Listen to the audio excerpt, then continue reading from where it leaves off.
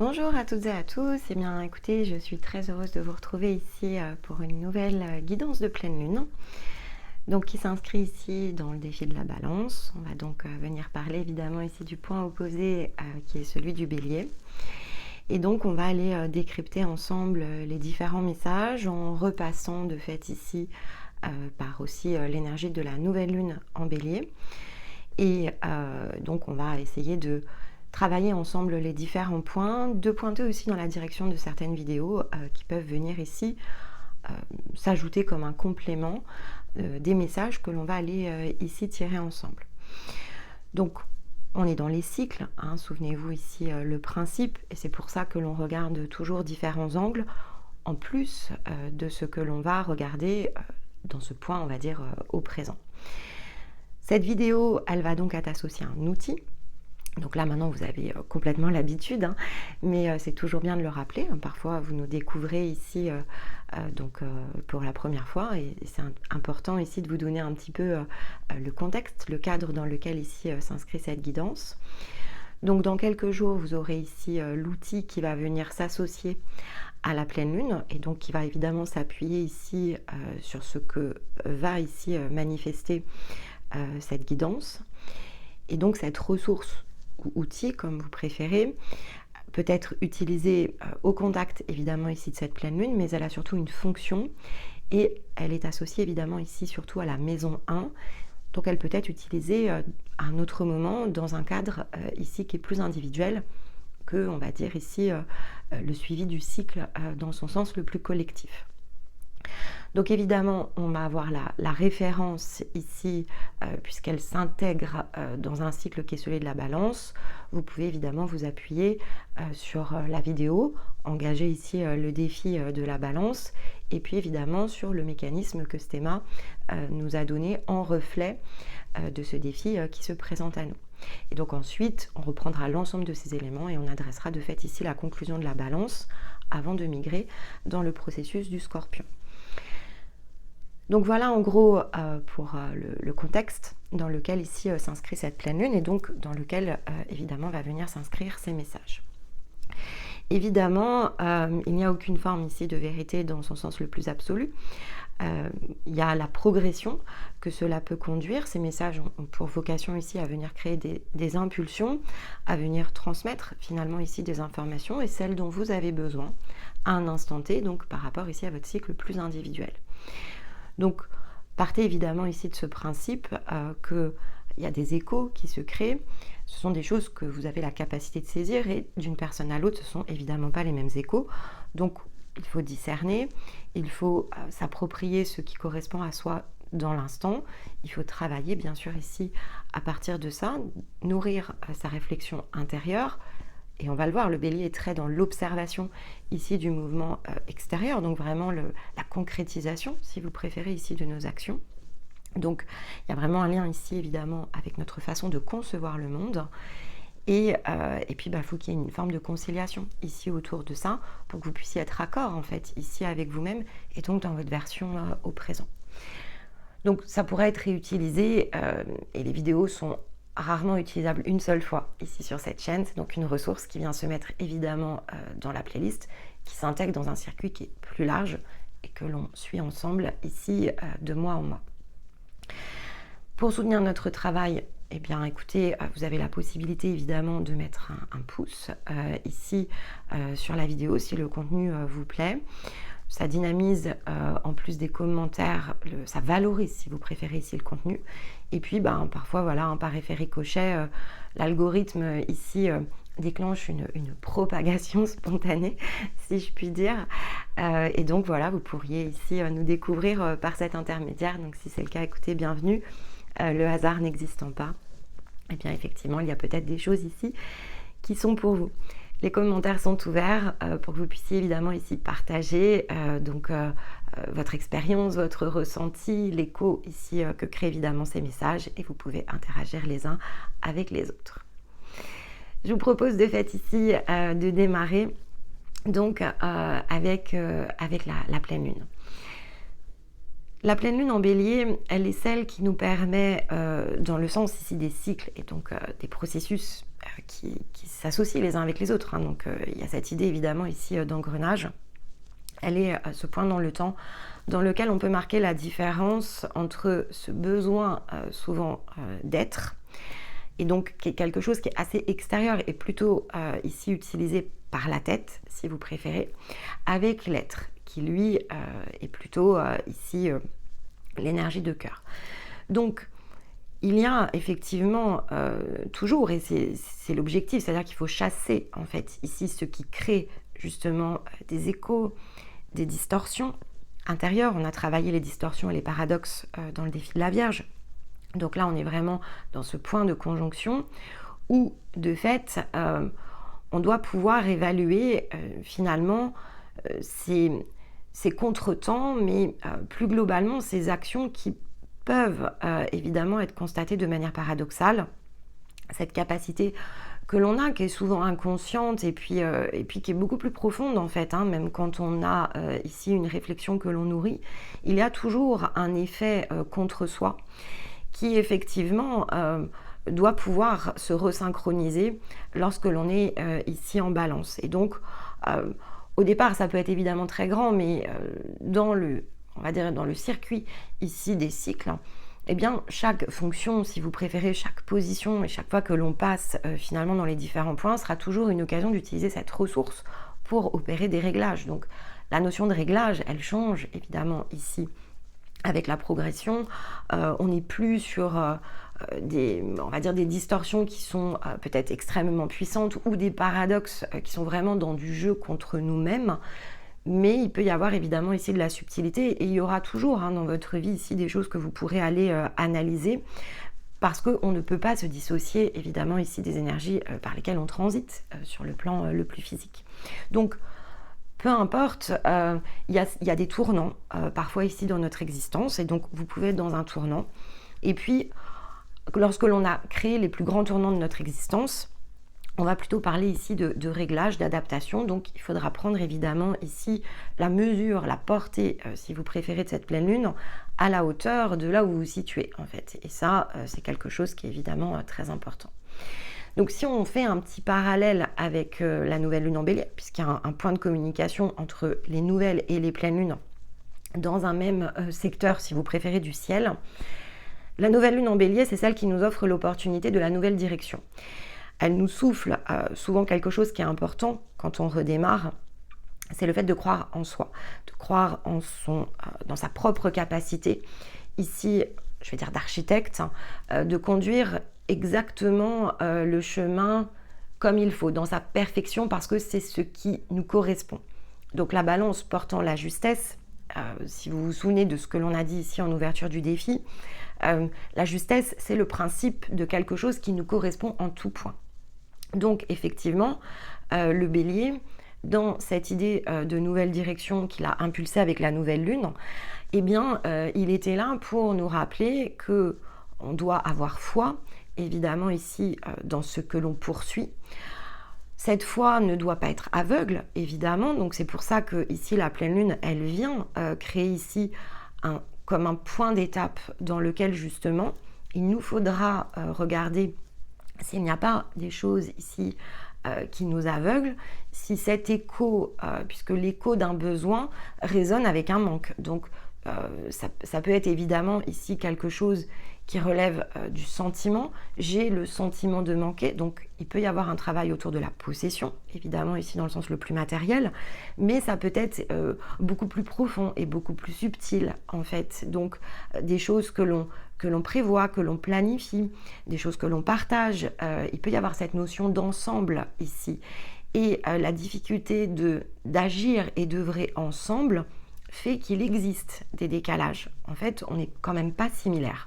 Donc la notion d'ensemble, elle fait que on doit impérativement garder sa position, même lorsque l'on travaille ensemble, pour justement ne pas générer de la distorsion intérieure, donc qui peut évidemment avoir un impact d'un point de vue purement physique d'ailleurs, ou effectivement entraîner par effet collatéral un décalage dans nos actions. Alors nos actions sont toujours justes, tout comme les distorsions d'ailleurs le sont, mais les énergies font toujours, ici, c'est à la faveur de la conciliation. Et donc, c'est ça aussi la subtilité, c'est que ça se fait toujours à la faveur d'une conciliation.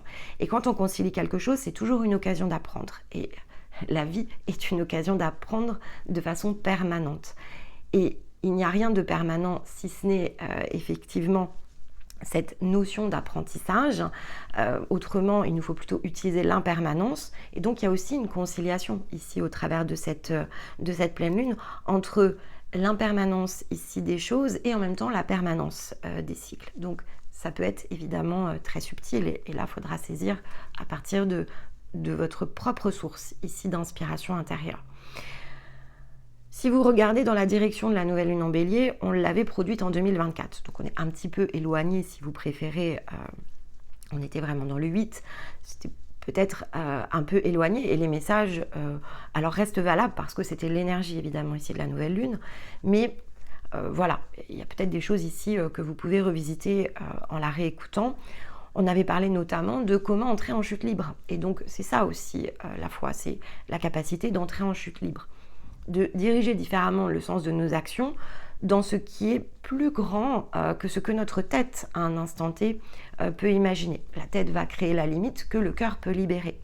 Et on avait lors de la dernière pleine lune ce fameux libère-toi.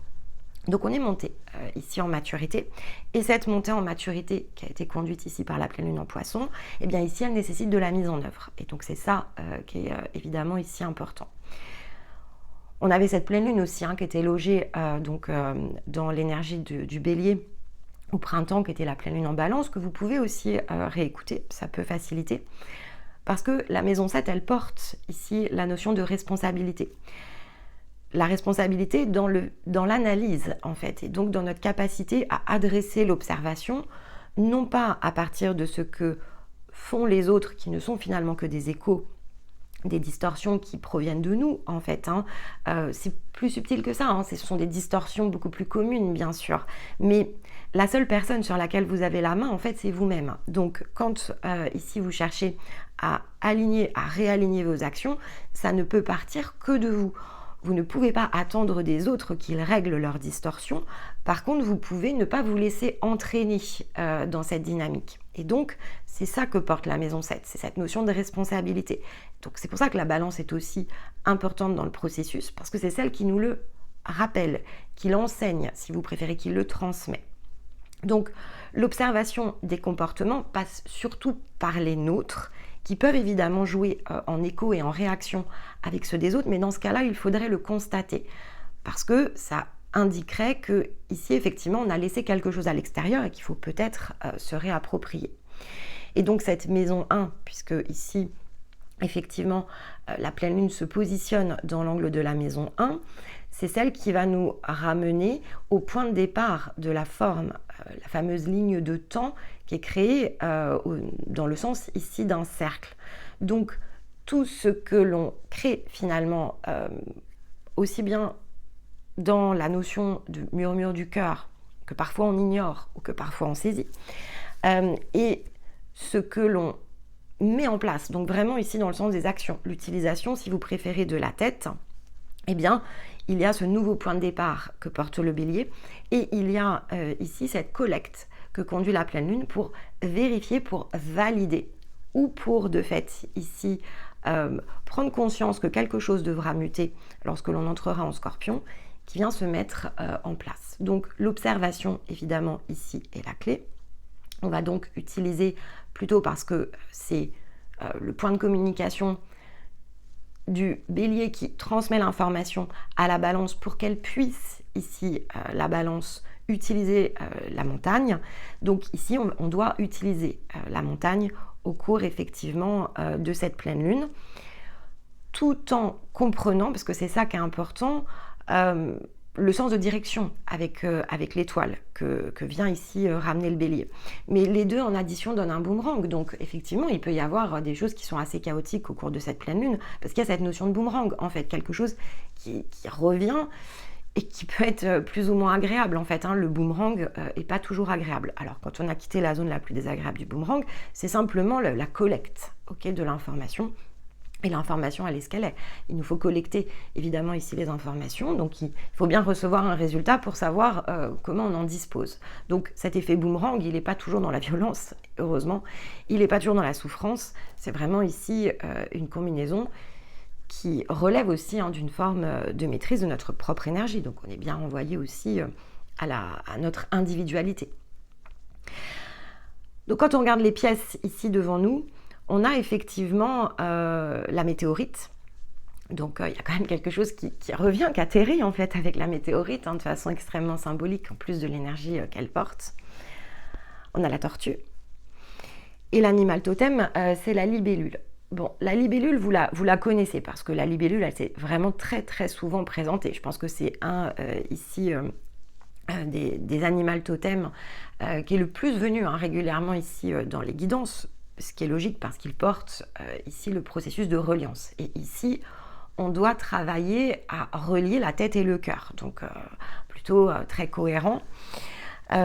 Donc je ne vais pas trop m'étaler sur la symbolique de la libellule, que probablement bon nombre d'entre vous connaissez maintenant parfaitement, si ce n'est voilà, ce message, reliance, relier la tête et le cœur. Clairement, la libellule, elle est là pour ça. La libellule, elle a cette capacité, effectivement, ici, quand on l'utilise vraiment en tant qu'énergie totem, à nous permettre justement de disposer de quelque chose de plus large, de plus grand que soi. Elle navigue, elle vole, en fait. Donc c'est vrai que ça crée ici comme une corde avec l'envol et la prise de hauteur. Donc c'est vrai qu'il y a quelque chose, malgré tout, ici, qui est porté par la libellule, au travers de la prise de hauteur, qu'il nous faut utiliser pour connecter quelque chose qui n'est pas présent encore, si vous préférez. C'est vraiment ici le symbole. La tortue, elle parle de temps, parce que la tortue, ici, elle n'est pas en totem, elle est en symbole. Donc la tortue, elle renvoie à la notion de longévité. Les choses, ici, le temps est une donnée importante dans la dimension physique, parce que finalement, on a souvent peur d'en manquer. Et donc, on doit bien sûr respecter cette notion de temps. Est-ce qu'on gâche notre temps parfois ? C'est un point de vue, on va dire oui et non, c'est-à-dire que en fait, quand on est un peu dispersé, c'est sûr que ce temps, on pourrait l'investir différemment. Mais si on fait confiance au cycle, et c'est globalement ce que ramène ici la tortue, si on fait confiance au cycle, eh bien, on s'égare pour mieux se retrouver, donc on se disperse pour se rassembler. Il y a cette notion ici de prenons le temps aussi. Il faut prendre le temps. Alors, vu de l'esprit, est-ce qu'on prend le temps de se disperser ? C'est un mécanisme d'apprentissage. Et donc, c'est ce que renvoie ici la tortue. Il y a finalement ici différentes périodes de vie, différentes périodes de temps. L'ensemble est important. Et donc, cette idée de force tranquille que va porter ici le symbole de la tortue, il est essentiel. Il y a quelque chose qui doit pouvoir quand même malgré tout s'apaiser à l'intérieur de nous. On aura toujours suffisamment de temps lorsque l'on sera complètement rassemblé. Et entre les deux, eh bien, on doit aller chercher ce qui est dispersé. Et puis, cette orientation, malgré tout, autour de la fonction, le porte aussi la tortue. On doit pouvoir conduire les choses comme on le souhaite, de façon solide aussi, et non pas qui vont durer et perdurer dans le temps, mais tout le temps nécessaire. C'est ça aussi l'idée de longévité. Il y a un temps nécessaire, il y a beaucoup de choses qui sont incompressibles, et donc il y a une forme bien sûr ici d'acceptation autour de ça. Souvent, surtout quand on est dans les premiers cycles, il y a une idée de précipitation. On voudrait que les choses soient déjà là, et donc on se disperse aussi dans cette pensée-là, parce que finalement le temps, c'est pas ce qui nous manque, c'est l'utilisation du temps ici qui doit être appréhendée différemment. Une fois qu'on est complètement baigné dans l'énergie ici des cycles, qu'on a compris, peut-être pas tout 100%, mais en tout cas qu'on sait se laisser beaucoup plus porter, eh bien il y a cette idée de choix aussi, de direction. Dans quoi je veux investir mon temps ? Et ça, c'est ce que nous rappelle la balance, le choix finalement ici de destin, il nous appartient. On peut conduire de multiples formes, mais c'est la forme que l'on souhaite ici conduire qui est essentielle et qui est importante. Donc cette idée de temps, elle est aussi relative par rapport à cette donnée, à ce paramètre. Où est-ce que je veux investir le plus de temps ? Pas parce que c'est nécessaire au sens le plus large ou collectif du terme, mais parce que ça me ressemble, parce que ça me plaît. Et donc on en disposera toujours suffisamment, mais on prendra beaucoup plus de plaisir à l'investir dans ce qui nous ressemble. Donc il y a aussi cette notion de naviguer à partir de sa propre coquille avec la tortue, donc à partir de ce qui nous appartient pleinement. La coquille n'est pas la maison, c'est aussi ce que nous rappelle la tortue. C'est plus complexe que ça. C'est-à-dire qu'il y a le côté simpliste de dire la tortue porte la maison sur son dos, mais en fait la tortue, ça va au-delà du simple abri. Certes, elle peut s'abriter dedans, mais c'est aussi à cet endroit-là que sont logés ses organes. Donc c'est encore plus profond ici que ce constat de elle porte la maison sur son dos. Elle porte le monde, et c'est vraiment différent de la simple maison. Elle porte le monde, la tortue. Elle porte son monde. Elle emmène son monde ici avec elle. Et tout ce qui lui appartient est effectivement ce qui est plus extérieur, sa tête, ses pattes. C'est sa façon de marcher dans le monde, mais son monde, elle le porte et l'emporte ici avec elle. Donc, il y a quelque chose, bien sûr, ici qui peut être travaillé de ce point de vue-là. La météorite, c'est un point physique au niveau de la conscience. Donc, il y a une association avec le chakra stellaire ou le chakra porte des étoiles, peu importe comment on l'appelle. Mais donc, ça peut parler d'ouverture pour certains. C'est vraiment l'accès de la conscience ici dans la matière. Ça peut parler de l'activation de la conscience, donc vraiment la conscience qui prend le relais dans les actions, quelque chose qui dépasse évidemment la porte de l'âme. Donc, il peut y avoir cette notion de combinaison. Quand on est au-dessus, ici, parce qu'il y a plusieurs lignes collectives, ici c'est vraiment l'impulsion la plus concrète de la conscience à se réaliser dans la détermination, dans l'alignement évidemment entre la tête et le cœur. C'est l'expansion de conscience aussi, et c'est donc la concrétisation qui peut s'ouvrir. C'est-à-dire que si on est en expansion de conscience, si on connecte quelque chose de plus grand et de plus large que ce que notre tête avait eu la capacité ici de rendre visible, eh bien, ça ouvre la porte de la concrétisation. C'est-à-dire qu'une fois qu'on le voit, on peut agir ici autour de ça. Et tant qu'on ne le voit pas, eh bien, on se sent un peu désœuvré, on ne sait pas comment mener ici nos actions. Et donc, on peut se sentir un peu bloqué, un petit peu, je vais dire figé. C'est pas une réalité, bien sûr, mais il faut que la tête quand même puisse faire. Donc certes, on peut entendre le cœur, mais ne pas savoir comment faire ici avec les mains. Donc il y a cette idée de combinaison entre le cœur ici et la tête qui permet de mettre en mouvement, donc de décider, de choisir. Et il faudra de toute façon ici décider et choisir. Et l'association ensuite avec la décision, elle est évidemment dans cette notion de responsabilité que l'on porte. On est associé bien sûr ici aux actions lorsque l'on y contribue de manière directe, mais aussi de manière indirecte. Et donc, il y a la prise de conscience autour de ce qu'implique aussi le choix. Autrement, on se laisse un peu porter, donc de fait, vous l'avez compris, disperser. La justesse, c'est ce que rappelle évidemment ici cette pleine lune. Elle se trouve au centre de ce que l'on se plaît à confronter.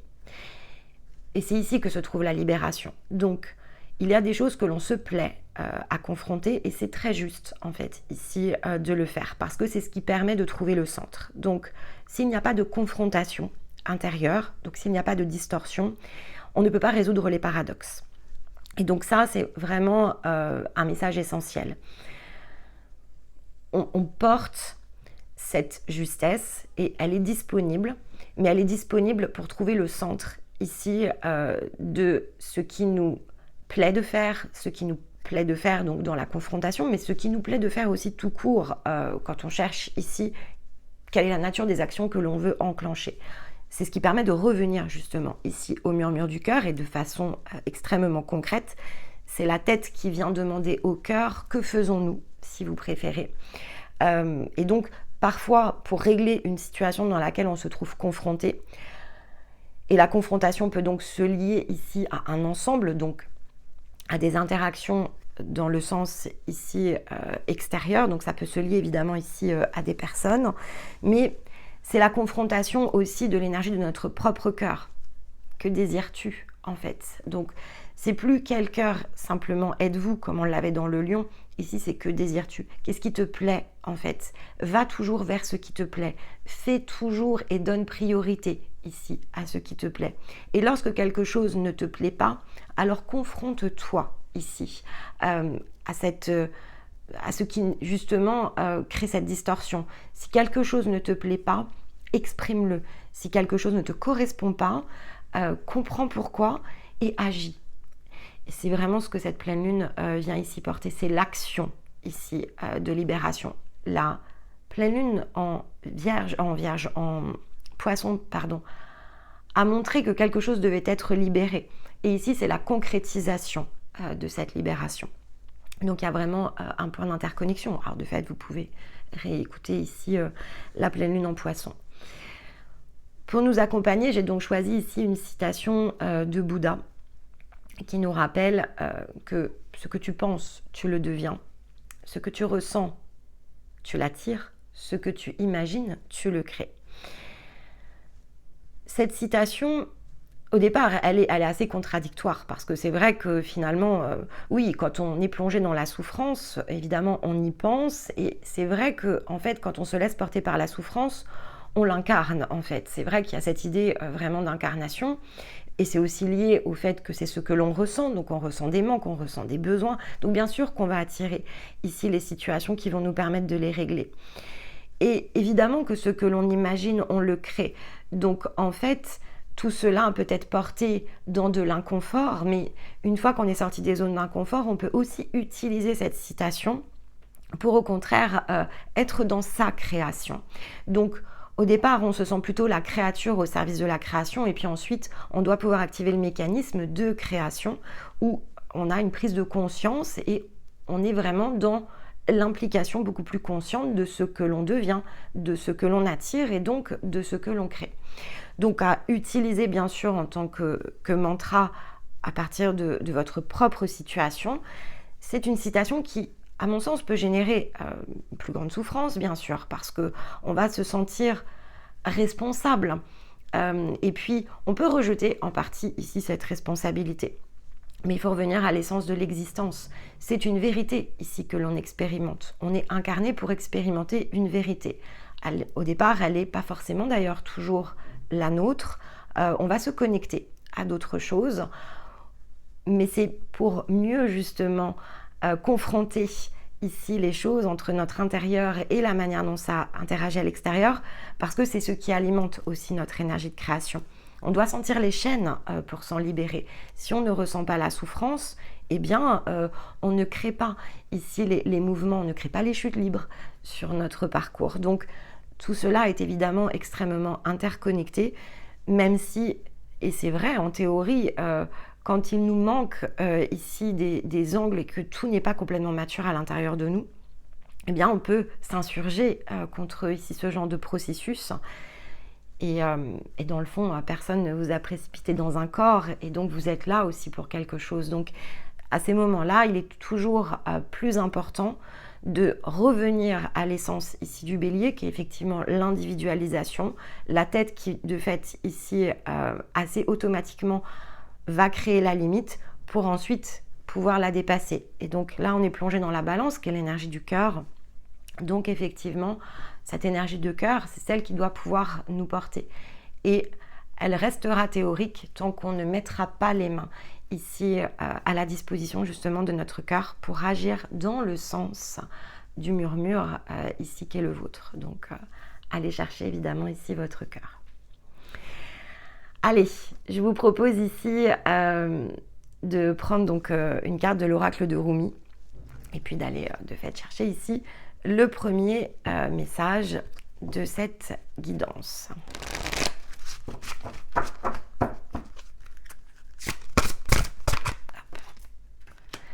Eh bien, carte 24, resplendissant de grâce. Alors, il me semble qu'on l'a eu sur une des pleines lunes cette année. Là, je vous le mettrai probablement dans les commentaires parce que je ne saurais pas vous dire sur quel point. Mais en tout cas, cette carte, il me semble vraiment qu'on l'a eu. Alors, carte 24. Salutations du cœur, hein. Salutations de mon cœur, à toi qui es toujours avec moi. Caché à l'intérieur comme mon cœur, tu es la boussole de ma vie. Ton chemin est ma trajectoire, peu importe où je vais. Tu existes partout et en toutes choses. Tu veilles constamment sur nous. Quand je prononce ton nom, mon être s'éclaire dans l'obscurité. Loin au-delà du cœur, il y a un passage de mon cœur au tien. Par cette ouverture, je t'envoie des messages secrets. Je polis le miroir de mon cœur pour être ton reflet. Je fais de mon oreille le réceptacle de ces mots tendres. Tu es dans l'oreille, tu es dans l'esprit, tu es dans tous les cœurs brûlants. Que dis-je? Tu es moi. Voilà ma façon de te décrire. Donc ici, c'est la carte qui nous rappelle que l'on a de la difficulté à voir notre propre splendeur, tout simplement parce qu'on a cette incapacité à voir la galaxie dans sa propre taille. En fait, c'est immensément trop grand. Et donc, comment pourrions-nous voir qui nous sommes dans cette immensité? C'est pour ça qu'on doit se contenter de vérités qui vont être entreaperçues de temps à autre, et en même temps être portés par cette idée que si nous pouvions nous voir tels que nous étions, alors nous serions complètement ici dans cette plénitude. On est enveloppé dans la tunique de grâce légère et libératrice, et en même temps, elle est si riche qu'il nous est impossible de ne pas remuer de fait ici la création à chacun de nos pas, même si on n'en a pas conscience. Et bien sûr, peu importe la grâce, qu'on la voit ou qu'on ne la voit pas, elle existe. Et elle ne demande dans le fond qu'à être observée, cette grâce. Si on le fait, notre vie, elle serait complètement différente. On aurait la capacité de prendre conscience non seulement que nous en sommes dignes, mais au-delà de la dignité, c'est que nous en sommes pleinement imprégnés, voire saturés. On est complètement saturé de cette présence.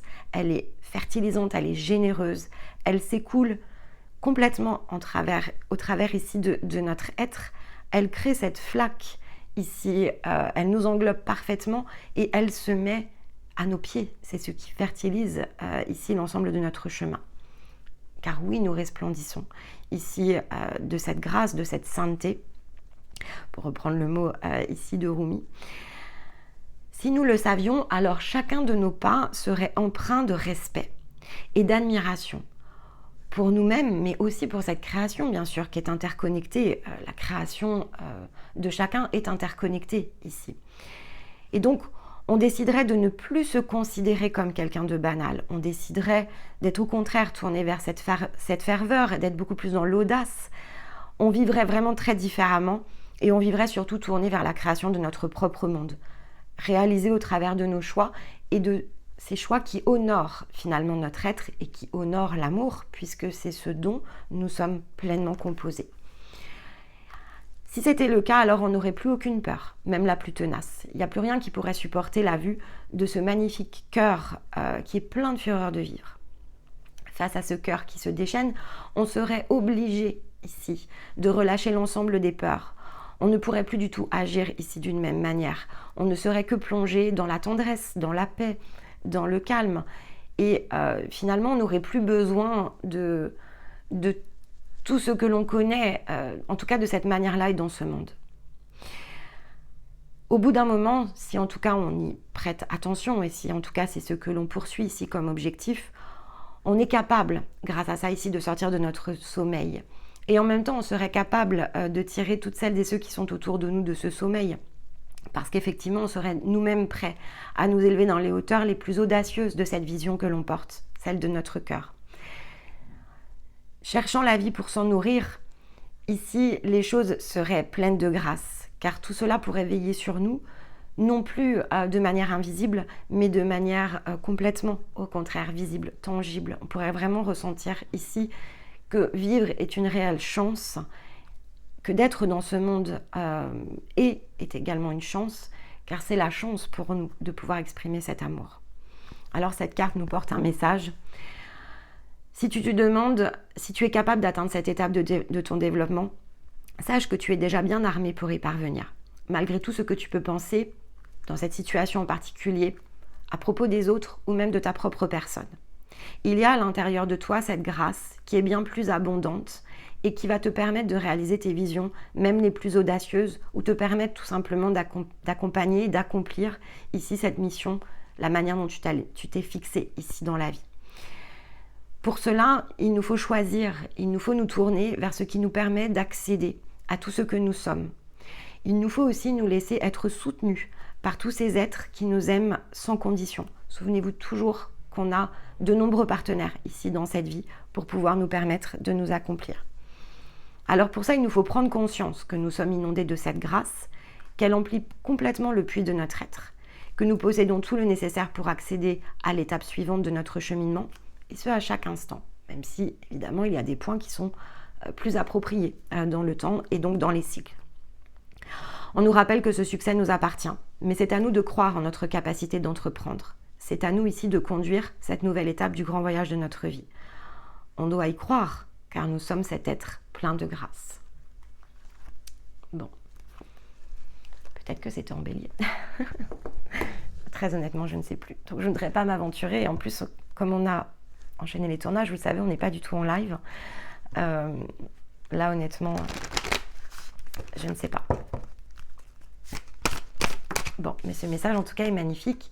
Et on a la carte des cycles. Donc, on nous rappelle bien qu'il y a des points dans les cycles qui permettent de réaliser tout ce dont on a besoin. Donc, tout est très juste dans les cycles. On franchit toujours, comme nous le rappelle ici la carte, on franchit toujours les étapes. Mais chaque étape est l'occasion d'élargir ici notre vision de nous-mêmes, de s'ouvrir beaucoup plus, évidemment, ici à la grâce de notre être. Ça va clairement ici avec la météorite, mais ça va clairement aussi avec la tortue et avec la libellule. Donc, il y a un ajustement quand même ici, mais encore une fois, on nous rappelle que c'est une question de cycle. Il faut faire confiance ici au cycle et à notre propre interconnexion dans les cycles aussi. C'est ça qui est important. C'est notre propre interconnexion. Donc, ici, on regarde les cycles de façon pleinement collective. On a le cycle collectif, c'est la roue des archétypes, ça c'est très collectif. On passe effectivement ici dans les archétypes d'une manière qui est très collective. On choisit, nous, de l'accompagner, cette roue des maisons, à part égale, et donc de façon tout aussi collective. Mais c'est vrai qu'il y a un décalage, bien sûr, ici avec vous. Donc c'est intéressant, il faut regarder ici où se situe votre propre roue des maisons. Là, vous avez, on va dire, une capacité, lorsque vous le faites de cette manière-là, d'amplification, justement, ici, de l'énergie de ces cycles. Donc, il y a une forme de respect autour, effectivement, de vos propres cycles. Et on a la roue de fortune, magnifique. Donc, la roue tourne, c'est vraiment ce que nous rappellent les cycles. La roue tourne, et vous êtes protégé par la papesse, donc tout va bien. La roue tourne, elle tourne dans un certain sens, elle ne tourne pas de la même manière ici chez tout le monde. On a, alors vous le verrez, hein, la vignette elle est faite avant le tournage. Hein. On est vraiment ici dans cette même image qui est celle de la roue de fortune. C'est vraiment la même image. Donc écoutez, ça ne s'invente pas. Donc on a vraiment cette idée de rassembler quelque chose. Ici, c'est la composante. Les 3 cercles représentent ce que représente un atome. Donc, et avec quelque chose de fait ici qui tourne autour en complément. Ici, il y a 4 effectivement cercles. Un atome en aurait 3. C'est le symbole du corps.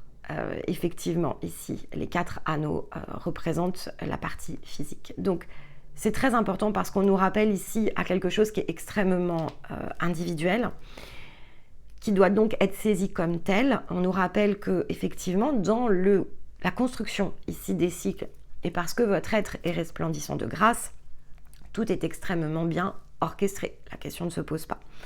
Et donc, faire tourner la roue fait partie, évidemment, ici, de vos points d'étape. Et on tourne la roue, on se demande toujours si on l'a bien tournée. Non, vous tournez toujours tout ce qu'il faut dans le sens le plus approprié. Mais chaque jour est une occasion d'apprendre. Donc c'est là, en fait, où se situe la différence. Les cycles ont un début et une fin. Il y a des choses que vous allez conclure dans lesquelles vous ne reviendrez plus. Mais c'est le principe du présent.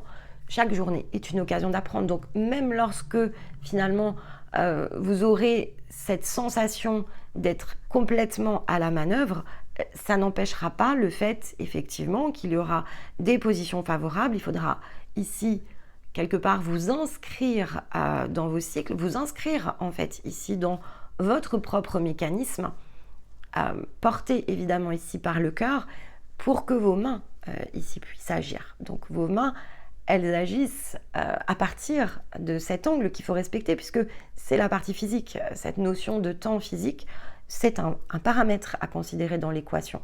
Si on n'était pas dans cette dimension de temps, on n'aurait pas déjà ce 4e cercle. Et en fait, on pourrait vivre différemment. Il n'y aurait pas l'anneau, si vous préférez, ici, un peu comme l'anneau de Saturne d'ailleurs. Il n'y aurait pas cet anneau. Et on peut faire sans cet anneau, mais si on fait sans cet anneau, alors on n'est pas les mains à la manœuvre. On va s'isoler, on va revenir à l'atome, et donc on va sortir un peu ici de la partie la plus concrète de la vie. On a des exemples dans le temps, et donc c'est aussi la différence entre le porteur de message et l'utilisation, l'activation ici de ce message au travers justement ici de nos mains.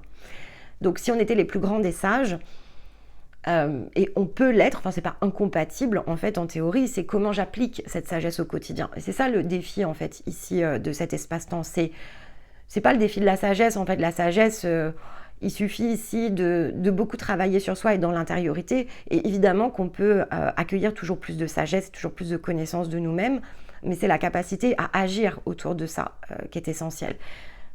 Parce que finalement la simple grâce, elle est suffisante et on doit pouvoir s'en sentir inondé, mais il faut l'utiliser. Et donc il y a cette notion évidemment ici d'utilisation qui ressort. Donc comment utiliser tout cela? C'est clairement, alors on voit qu'il y a quelque chose qui se met en route différemment, c'est assez visible ici dans l'énergie. Mais regardez, on a la roue qui est en dos de deck, donc sur l'oracle du cercle. Donc on est vraiment ici dans la roue. Et la libellule qui s'ajoute ici, voilà, pas de hasard. Elle est directement dans nos mains, ça suffisait pas en totem. Elle est bien l'énergie ici du défi. C'est l'inspiration, c'est la reliance, c'est la réalisation des rêves. Ici, dans cette carte, elle symbolise le royaume des rêves. Vos rêves ne sont pas trop grands. Ils ne seront jamais trop grands, vos rêves. Mais vous êtes là pour les vivre, en fait, ici, vos rêves. Vous n'êtes pas là pour simplement les garder au stade d'inspiration. Vous aurez la possibilité de rêver tous les jours. Vous pourrez être inspiré tous les jours. Et vous pouvez trier, parce qu'en fait, évidemment, on a la tempérance qui est dans le mécanisme de Stéma. Il faut filtrer. On a un temps, évidemment, ici, certes, qui est long, comme le rappelle la tortue, enfin, qui reste limité ici à 24 heures dans une journée. Donc, si on a 24 idées, pas de problème, mais il va falloir sélectionner. Et une fois qu'on a sélectionné, on doit pouvoir ici progresser. Sinon, ça restera à l'état de rêve et donc ça ne sera pas ici concrétisé. Et là, il y a un mouvement qui conduit la concrétisation ici de ces rêves. Donc, il faut décider en fait. On est vraiment ici dans la décision. Donc, ce qui nous aide à décider, a priori, il y a cette idée de transmission. Et avec la carte de l'innocence, on nous dit soyez surtout dans l'énergie de l'enfant, soyez dans ce qui vous fait plaisir. La notion de plaisir ressort ici. Donc, quand on cherche à savoir ce que l'on doit faire peut-être en priorité, se tourner vers ses rêves, se tourner vers la transmission de votre cœur, travailler de concert ici avec le cœur. Il y a ce qui fait battre plus vite ici votre cœur. Vous avez peut-être une multitude d'idées, mais dans cette multitude, il y a des choses qui vous font davantage battre le cœur que d'autres. Et il faut pouvoir les adresser avec la spontanéité de l'enfant, avec son innocence, donc avec ce qui lui fait plaisir. Et en même temps, savoir arrêter quand ça n'est plus le cas. C'est-à-dire qu'il y a ce qui nous fait plaisir, on va mener une forme de concrétisation, et puis les possibles ici sont infinis. Donc lorsque quelque chose ici est terminé, ou si ça nous amuse moins, si justement on n'est plus dans la joie et qu'on revient dans une forme d'obligation, eh bien là, il y a quelque chose qui est contre-intuitif, parce qu'on a réalisé un rêve, mais si ce rêve n'est destiné qu'à nous enfermer de nouveau, bon, est-ce que c'est un rêve ou est-ce que c'est un piège? Donc, une fois que l'on a accompli ses rêves, il faut continuer à les nourrir, en fait. Et donc, il faut continuer ici. C'est un état d'être, si vous préférez. C'est plus un art de vivre que quelque chose qui est figé dans le temps. Parfois, on fixe l'atteinte d'un rêve comme un objectif. Et c'est vrai qu'on peut se sentir un peu démuni lorsqu'il est réalisé. On se dit, c'est fait. Et est-ce que ce rêve est destiné à être poursuivi ou à finalement être mis en valeur pour les 40 prochaines années? Ou est-ce qu'au contraire, là, il faudra vous poser la question, est-ce que la vie et l'existence, qui n'est qu'expérimentation, n'est pas là justement ici pour nous conduire dans de nombreuses expérimentations, et l'expérimentation de cette liberté pleine entière de réaliser nos rêves, en ayant la capacité ici, comme sait le faire un enfant, de se réadapter, donc de changer, et donc de ne pas garder les choses en état, même si on les a construites. Parce qu'en fait, justement, ces constructions, c'est ce qui fait qu'à un moment donné, eh bien, elles seront fixées dans le temps, et donc elles peuvent régénérer ici de l'incapacité à quelque part à pouvoir explorer d'autres voies. Et il y a cette idée d'exploration, en fait, ici. Donc c'est important de faire les choses, mais de ne pas s'y enfermer, de construire ici le processus qui nous amène à nos rêves, et une fois que l'on y est, c'est de prendre du plaisir évidemment ici à réaliser nos rêves qui comptent. Donc on va prendre du plaisir à réaliser les choses, et puis il faut savoir aussi passer à autre chose, et donc continuer à être dans ce mouvement dynamique que représentent évidemment ici les cycles, et c'est de cette manière-là que l'on vit la fortune en fait, parce qu'on sent notre existence manifestement plus riche, parce que on a cette capacité non pas de faire quelque chose qui va nous obliger, mais de faire de multiples choses. Et ça ne veut pas dire se débarrasser ici de ce que l'on a créé, mais ça veut dire ne pas rentrer dans une forme de restriction, parce que ça nous posséderait en fait ici avec le temps. Bon. Allez, on va regarder ici ce qui est verrouillé de fait.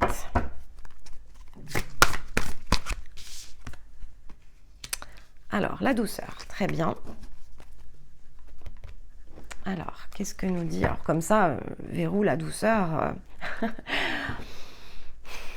On va ajouter d'autres cartes, parce que c'est pas super clair. Je ne vais pas ici vous dire le contraire. Alors, ça peut être dans le besoin de douceur. On a envie que les choses se passent de manière douce. On a envie aussi peut-être d'être un peu coucouné. On a l'hiver. Donc, hop, on va aller ici. Hop là. On a un 6 de denier et on a une reine de denier. Ok, et donc ici, hop, mince. Alors attendez, hop, je n'ai pas bien trié mes cartes. Tac. Donc on va aller, hop, remélanger. Hop. Alors, on a les objectifs de vie et on a les chakras. Ok. Bon, je pense qu'on aspire à quelque chose qui est plus doux, qui est plus évident aussi. Je pense qu'il y a une question ici. Cette énergie, elle est difficile à utiliser, je pense, pour bon nombre d'entre vous, parce que il peut y avoir cette impression d'éternel recommencement, en fait, ici avec le 6 de denier. Et en même temps, on cherche à pouvoir vivre quelque chose dans lequel il y a plus de magie. C'est-à-dire que on aspire évidemment, quelque part ça va avec resplendissant de grâce, on aspirerait à juste cueillir. Je pense qu'il y a cette idée maintenant. On aimerait, voilà, comme la reine de denier, que les choses soient installées, qu'elles soient déjà là. Et en fait, là, c'est vraiment pour ça qu'il y a les cycles. On nous dit oui, en fait, ça sera à l'hiver. Il y a des choses encore ici à comprendre au cours de l'automne. Donc, cette douceur n'est pas le fond du problème. C'est pour ça que je ne sentais pas le problème, en fait, autour de la douceur. C'est même légitime. Le sujet n'est pas dans la légitimité. Le sujet est dans le timing. En fait, il y a vraiment cette idée de timing. Avec la reine de denier, vous aspirez ici à vivre dans ce jardin fertilisant, fertilisé. Et là, on vous dit oui, ça arrive en fait. Mais ça arrive dans le sens des cycles. Il y a encore quelques étapes. Il y a encore plusieurs choses probablement qui doivent être déverrouillées. On va regarder un petit peu plus quoi.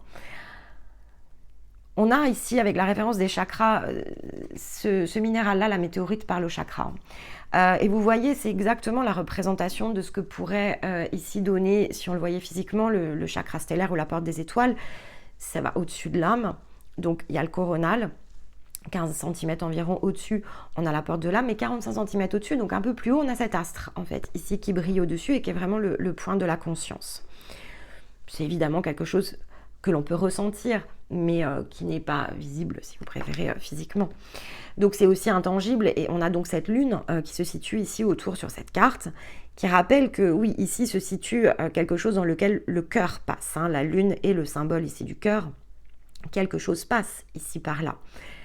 Le problème n'est pas dans ce qui passe, ce n'est pas dans la transmission, ce n'est pas dans les rêves, ce n'est pas ici dans la manière dont vous voulez les conduire. Mais c'est une question de timing. Et en fait, ici, on nous ramène avec la carte de la mission de vie. Vous voyez, on a la main du marionnettiste. Donc, on nous ramène ici au fait que tout s'orchestre. Mais il y a un temps ici d'orchestration qui est nécessaire. Donc, l'idée n'est pas de mettre quelque chose à l'arrêt. L'idée, au contraire, est vraiment... mais c'est ce qu'indique cette pleine lune, hein. Il faut faire confiance ici. Et il va falloir différencier le besoin d'être avec l'être. L'être n'a besoin de rien en réalité. Mais par contre, l'être ne peut pas se dissocier ici du temps. Donc si cette distorsion révèle en fait ici quelque chose qui touche au cycle et au temps, c'est aussi pour nous dire attention, tu n'es pas en train de jouer contre toi et tout va bien. Mais certaines choses prennent plus de temps que d'autres, et notamment lorsqu'elles sont interconnectées. Donc, avec le 6 de denier, on nous dit, à ce stade-là, regarde comme c'est beau, en fait, regarde comme c'est beau, regarde comme ce que tu as accompli est beau, regarde ta vie quotidienne ici se teinter de magie, regarde ces cellules ici qui s'éveillent, cette sagesse ici qui est déjà à l'intérieur de toi.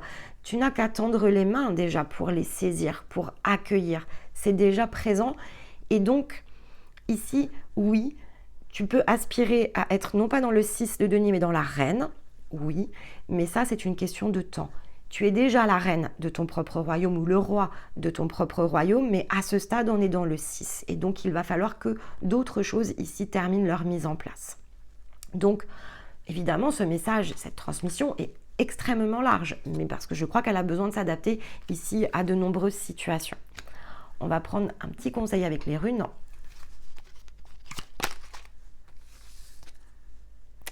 On a Isa. Alors Isa, c'est la rune du destin.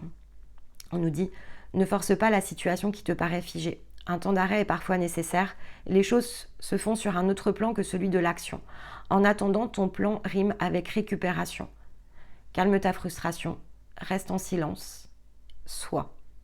Bon, c'est ce que je venais de vous expliquer. Donc oui, c'est une question de temps. Il y a quelque chose ici, à ce stade, bon, c'est...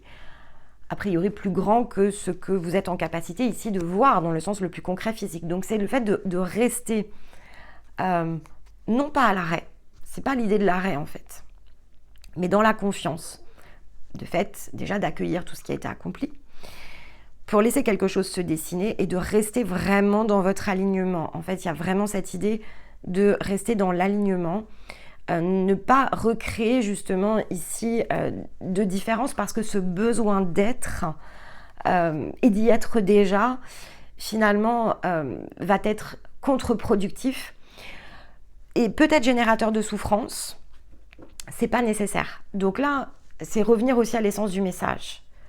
Ce que tu penses, tu le deviens. Alors si tu penses que c'est difficile, si tu ne te perçois pas comme la reine de denier ou comme le roi de denier, alors tu ne vas plus l'être en fait.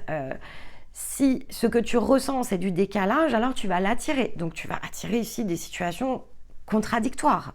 Reste ici, alors peut-être pas en silence, mais sois en fait, comme nous l'annonce ici Isa, sois.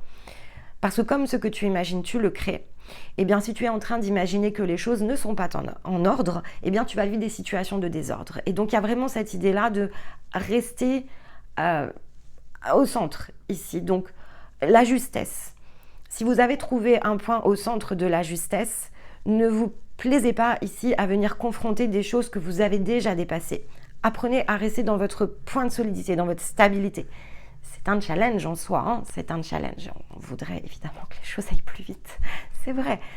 C'est vrai, on le souhaite. Et je pense vraiment qu'il y a ces passages où là, ça mobilise beaucoup de sagesse en nous parce que, en fait, cette frustration, cette peur aussi que peut représenter l'inconnu parce qu'on est peut-être dans une phase d'attente, elle est extrêmement elle est extrêmement importante. Elle est là, la transmission, en fait. Elle est dans le fait de rester, bah voilà, comme le fait ici cette carte, l'enfant. Il regarde le soleil et il attend. Et il se sent dans la grâce. Donc il y a quelque chose qui doit s'envoler ici. Et ça peut ne pas vous concerner de manière directe.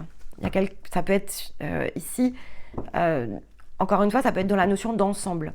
Il y a peut-être ici un envol qui est en cours. Et donc, on va regarder avec les cartes. Mais... ouais. Il y a quelque chose qui s'envole et on nous demande, regardez, l'automne est revenu ici en dos de deck, ça se fait à l'automne pour ce qui doit ici s'envoler.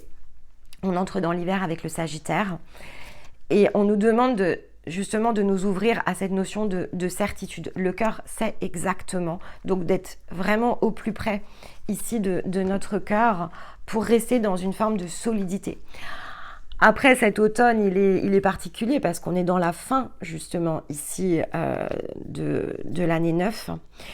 Et c'est un challenge de rester sur ces fondations. On a mis 9 ans pour les construire, en fait, ces fondations. Il y a 3 mois à attendre, c'est ce qu'on nous dit. Et en fait, on est dans le test de la solidité. On est dans le test de la foi, en fait. Il y a quelque chose qui touche aussi au test de la foi. C'est logique d'être testé dans sa foi. On a un 4 de coupe. Et on a un 10 d'épée. Donc ici, on peut le vivre en 10 d'épée, c'est ce qu'on nous dit. On peut vivre cette période en 10 d'épée ou on peut le vivre en 4 de coupe. 4 de coupe, on est concentré sur une coupe et on ne voit pas les 3 autres. Donc il faut élargir, il y a quelque chose qui doit être élargi. Si vous voulez effectivement que ce soit justement pas vécu comme un 10 d'épée, il y a quelque chose qu'il faut élargir. Mais le 4 de coupe renvoie aussi au lien, c'est-à-dire que ça renvoie bien à cet ensemble qui n'est pas prêt. Souvenez-vous que l'amour, c'est le partage, déjà pour commencer. Et donc, lorsque le partage est solide, ça ne sert à rien de redouter.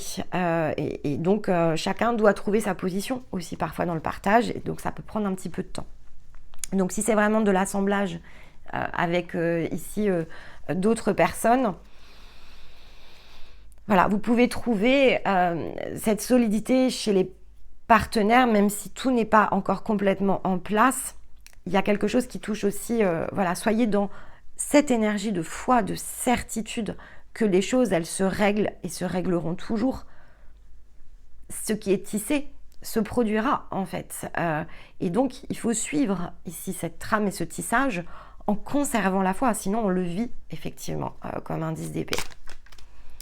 Un petit conseil. Tu as admis et intégré qu'il existe bien d'autres mondes et bien d'autres plans que celui dans lequel tu évolues. Sois dans cette belle ouverture qui te permet de te connecter profondément à cet être véritable. Ne te réfugie pas dans la zone des autres et les autres plans notamment. Utilise ce savoir pour t'ancrer profondément ici et maintenant. Il faut vraiment être dans la certitude, mais qui nous concerne. C'est pas dans la certitude ici qui concerne les autres, notamment si d'autres sont impliqués. C'est la certitude que tout trouve toujours sa place, en fait. Et notamment quand, effectivement, tout cela est pleinement tissé. Donc, ce qui est et ce qui doit être sera. En fait, on est vraiment dans cette notion-là. Et puis, vous voyez, à la fin, on reçoit quand même. Donc, on a le recevoir. Donc, soyez vraiment dans votre solidité. On a le recevoir qui ouvre ce que cette période va nous permettre ici de créer. Ça va permettre d'agrandir aussi cet espace de recevoir et vraiment de faire tomber, je pense, beaucoup de choses qui vous retiennent ici. Et donc, qui vous retiennent peut-être au niveau de se sentir baigné vraiment dans cette grâce.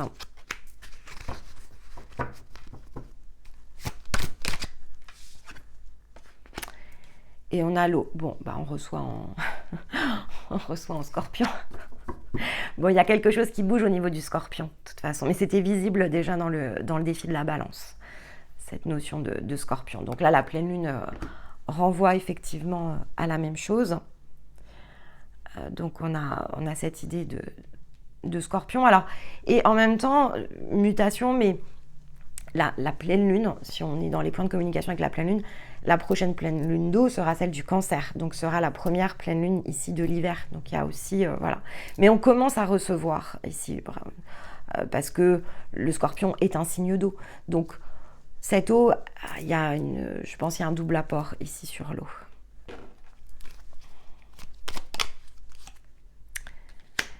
Et on a un 6 de coupe. Bon, le 6 de coupe, c'est la traversée, c'est la traversée ici, la coupe représente l'eau. C'est la traversée du ensemble, en fait. Il y a quelque chose qui se fait dans cette notion d'ensemble. On nous rappelle aussi, et ça c'est important, notamment si ça touche des liens, dans cette situation, si vous êtes dans cette préoccupation, ici on nous dit que le côté ensemble, donc les autres personnes qui peuvent être impliquées sont dans cette même situation d'incertitude et de difficulté aussi. Si vous pouvez ici ressentir le 10 d'épée, eh bien en fait finalement par écho, ils peuvent le ressentir aussi. Quand on est dans des liens de partage, c'est vrai que c'est assez intercommunicant. Donc cette possible souffrance, cette possible difficulté aussi d'ouverture, voire d'expression, c'est aussi valable pour vous que ça ne l'est pour d'autres. Donc c'est important de rester dedans. Alors soyez dans une communication la plus fluide possible, même si ça peut paraître en fait quand on est dans du partenariat naturel, ça l'est pas toujours. Ce que nous rappelle l'eau, ça l'est pas toujours. C'est un point de base, certes. Mais bon, il y a ici quelque chose aussi qui donne une communication, une connexion qui parfois peut sembler évidente, mais qui ne l'est pas toujours en fait. Donc il faut être dans cette communication de façon très verbale. Il faut savoir aussi dire les choses très concrètement. Mais c'est la notion, le 6 de coupe, c'est la notion de cœur à cœur, main dans la main, et donc d'écho ici par rapport aux uns avec les autres. Donc c'est... on est dans quelque chose voilà, qui touche la réciprocité. Donc il y a cette idée de réciprocité et effectivement ce temps de préparation qui peut être un petit peu décalé quand certaines choses ici sont réciproques. Donc soyons dans la patience, je crois. Il y a quand même ici, enfin patience c'est le fait de souffrir, alors pas dans la patience, mais soyons dans la sérénité. Mais certains vont être dans la patience. Ça fait un peu souffrir quand même. Ok. Allez, une dernière carte.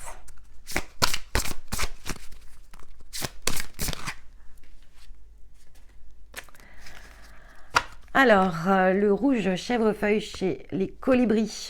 Donc, oui, bon, on nous rappelle que ce sont nos émotions qui sont à l'origine de cette situation. Et donc, il nous revient ici la charge de les apaiser. Et si effectivement on est vraiment dans la souffrance, de guérir, bien sûr. Mais si on sait parfaitement ce que transmettent les émotions, c'est de les utiliser ici dans cette situation pour dégager les compréhensions et donc se repositionner, s'ancrer vraiment ici dans l'idée de certitude, dans l'idée bien sûr ici des cycles, du mouvement qui suit parfaitement finalement le cycle et la trame. Il y a un temps pour tout et donc a priori ce mouvement sera débloqué voilà, à l'hiver et entre les deux, le test de foi, mais il y a aussi l'information, puisque avec les émotions il y a aussi cette information, il y a le fait d'approfondir aussi cette connaissance de nous-mêmes et on a pu régler de nombreuses choses dans notre vie et ça n'a probablement plus rien à voir, mais ça reste dans cette notion aussi d'art de vivre. Ces émotions, elles seront toujours des transmetteurs. Elles seront plus en amont, elles seront bien moins puissantes, mais elles indiquent, c'est l'aiguillage en fait, c'est l'aiguillage physique, donc il faut savoir ici les utiliser. Et en d'autres decks, on a le ciel qui se dégage à l'horizon, donc je vous confirme, le ciel va se dégager, et il y a un passage qui est un peu délicat, mais qui est vraiment là pour tester la solidité de notre nouveau point de départ aussi, donc de quelque chose qui a été engagé dans ici le bélier.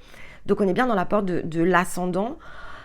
Et la porte de l'ascendant, c'est celle qui nous rappelle aussi qu'il y a toujours un premier, il y a un dernier avec la communication avec le descendant. Il y a l'aîné et il y a le benjamin. Donc en fait, il y a aussi cette notion il y a toujours ici quelqu'un qui, c'est pas le fait de prendre le pas sur l'autre, mais il y en a toujours un qui est en avance et un autre de fait ici qui se remettra dans la ligne. Il y a toujours un point de conciliation ici au centre et c'est assez inhérent au mouvement des cycles. Donc alignons-nous avec ce qui nous entoure, alignons-nous bien sûr ici avec nous-mêmes.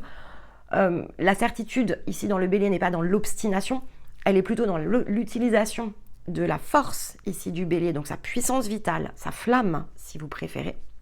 Et donc dans notre capacité à garder justement ici le flambeau, des choses vont se réassocier, se réassembler, mais il y a besoin d'un petit peu de temps pour ça. Donc si ce n'est pas clair, alors effectivement c'est au cœur que l'on revient et on réconcilie ici la tête pour quelque part se dire tout va bien. Voilà pour cette pleine lune, et bien très puissante, très intéressante comme pleine lune. Vous saurez évidemment ici me le dire dans les commentaires. On va donc travailler ensemble autour d'une ressource, d'un outil qui peut venir faciliter l'accès à cette grâce, à cette certitude, et donc nous permettre justement d'être dans la sérénité et relâcher peut-être ici ce qui pourrait toucher à la patience et qui serait plutôt un effet en 10 d'épée. Et donc comment ici travailler l'ancrage, hein. Je pense qu'ici on est vraiment dans quelque chose qu'il nous faut travailler dans le sens de l'ancrage. Le processus de la balance de toute façon fait travailler notre chakra racine. Donc comment rester en position. Il y a vraiment cette idée de position, c'est un challenge, tenir la position et être dans la foi du cœur comme étant ici le moteur effectivement de cette trame dont on ne connaît pas l'ensemble, évidemment ici des contours, hein, et c'est ça qui rend l'exercice de foi souvent difficile et qui rend la flamme vacillante.